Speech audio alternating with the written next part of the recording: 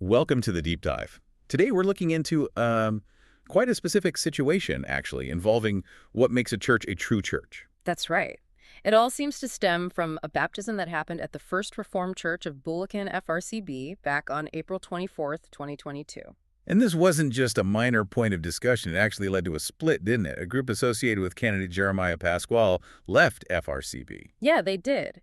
Their argument essentially was that an error in how that baptism was conducted meant FRCB couldn't be considered a true church anymore. So right away, we're hitting on these core ideas. What are the essential marks of a legitimate church? Traditionally, in the Reformed view, there are three: faithful preaching of the word, proper administration of the sacraments. Like baptism and the Lord's Supper. Exactly. And third, the exercise of Christian discipline. These are seen as, well, non-negotiable markers. Okay? And candidate Pasquale's group, their reasoning seems to follow a kind of syllogism, right? Sort of, yeah. The logic goes, sacraments are a mark of a true church. That's the major premise. Minor premise. Baptism is a sacrament.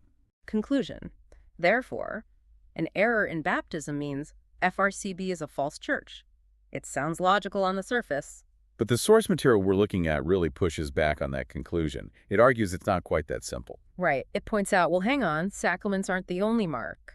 And critically, is a procedural slip-up the same as, a deep doctrinal error? That seems to be the crux of it. So let's dig into that FRCB baptism itself. What exactly was the issue? Well, the source is careful to label it a procedural error. It explicitly says it was not a violation of Scripture or the Church's confessions. Okay, so not about the core meaning of baptism. No.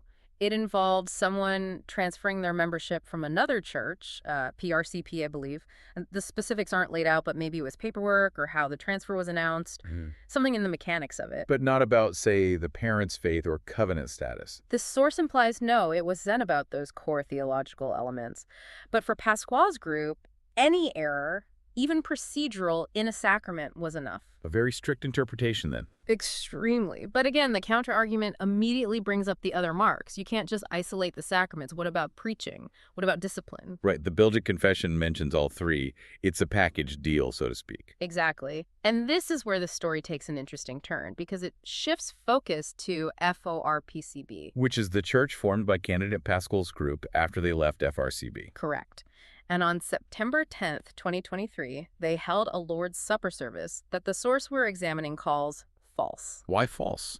Because, according to the source's perspective, the person administering it wasn't a legitimate office bearer, and the church itself wasn't considered validly instituted. So applying a strict standard. Okay. But then, on that same day, FORPCB did something else related to the marks of a church. They did. They actually placed one of their own leaders under public discipline. Discipline? For what? For being out of the country for 3 weeks and missing their Lord's Supper observance. This was apparently documented in their bulletin. So wait. The source argues FORPCB isn't legitimate, yet FOPCB is trying to practice church discipline, one of the very marks of a true church. There's definitely an irony there, which the source points out. They're acting like a church, using a mark of a true church, even while their legitimacy is questioned. But the story about the discipline doesn't end there, does it? No, it doesn't. Fast forward a few months to December 10th, 2023.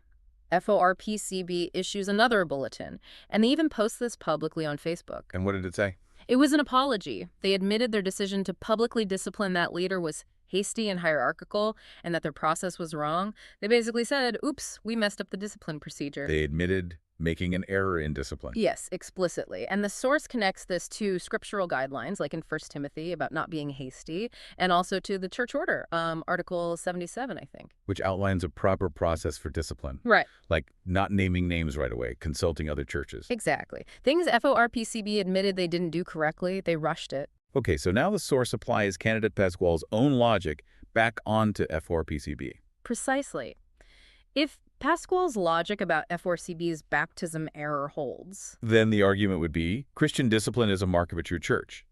Sacraments and discipline are both marks. Right, so an error in discipline, which FORPCB admitted to, is just like an error in sacraments. Therefore, by their own logic, FORPCB must also be a false church because of their procedural error in discipline. That's the point the source makes. It highlights what seems like a potential double standard. If FRCB's procedural slip makes them false, shouldn't FORPCB's admitted procedural error do the same? It does raise that question quite starkly, and this brings us back to the Belgic Confession, Article 29. Yes, it says the marks are pure doctrine, pure administration of the sacraments, and discipline exercised. And the key word there, which the source emphasizes, is pure, not perfect. Exactly. That's crucial. It allows for human imperfection. Churches strive for purity, but they might stumble in administration without immediately becoming false. There's room for error. So the tradition itself seems to have a more nuanced view than just true or false based on one slip-up. Very much so. The Church Order of Dort and just the broader Reformed tradition talks about churches being more or less pure. It's not a binary switch. Procedural errors don't automatically condemn a church, then? Not according to this understanding. And John Calvin himself weighed in on this. What did Calvin say? In his Institutes, he wrote something like, "Wherever the word is purely preached and heard and the sacraments are administered according to Christ's institution, you have a church." He adds that errors in minor points or sacramental practice don't immediately destroy it. So for Calvin, the core gospel message and the fundamental intent of the sacraments are paramount. Minor flaws don't negate the church's existence. That seems to be his view. Keep the main things, essentially. Now, given all this back and forth, the source, well, it escalates things a bit. It does. The author issues a direct public challenge to candidate Jeremiah Pasquale for a debate. A debate? On what topic? Very specific. FRCB erred doctrinally in the baptism conducted on April 24th, 2022. So focusing specifically on whether the error was doctrinal, not just procedural. Exactly. Pasquale would argue yes, FRCB erred doctrinally, and a representative from FRCB, Jake Cabildo McTurter Jr., would argue no. And they even asked Pasquale to announce the date and time on his church's Facebook page. Yes, putting the ball squarely in his court. The source ends that section with a pretty pointed comment about, being bold in the pulpit versus engaging in direct debate. Wow. Okay. And just briefly, the source indicates there's more to come. Something about a Reverend Langerak. Yeah, it seems the next part of the document deals with accusations from this Reverend Langerak against FRCB. So this whole situation clearly has multiple layers. Okay, so wrapping this up for today, we've really dived into a specific conflict that opens up these huge questions about church identity. Absolutely. What defines a true church? How much weight do we give to procedural correctness versus core beliefs?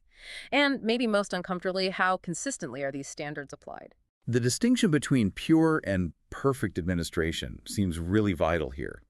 It acknowledges that churches, being human institutions, will inevitably fall short sometimes. It suggests a certain humility is needed, perhaps, recognizing that striving for faithfulness is ongoing, and judging churches requires careful discernment, not just knee-jerk reactions to imperfections. So the final thought we want to leave you with is this.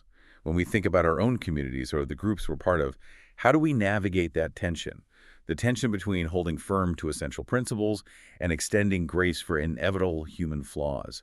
What does being a true reflection of founding ideals actually look like in practice, knowing perfection is always just out of reach?